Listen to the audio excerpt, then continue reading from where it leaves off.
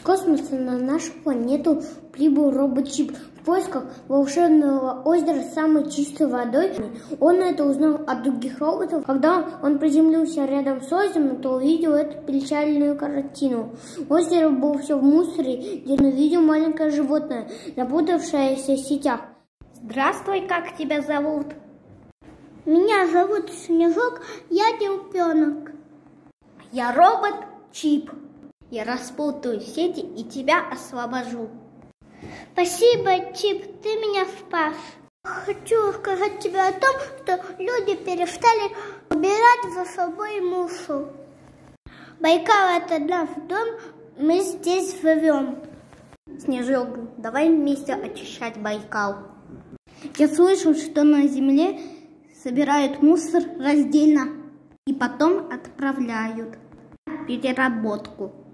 В эти контейнеры будем собирать стекло, пластик, бумагу. Хорошо, Снежок, я понял. Смотри, Чип, к нам пришли мои друзья помогать. Как здорово, теперь у нас дружная команда. Чип, посмотри, как чисто стало на Байкале. Да, Снежок, мы так весело потрудились. Спасибо за помощь, не спята. И тебе, Чип, спасибо. Мы были рады с тобой знакомиться. Ты нам очень помог. У нас на Байкале теперь чисто и хорошо. Робот-чип, оставайся с нами. Ты будешь нам помогать охранять Байкал.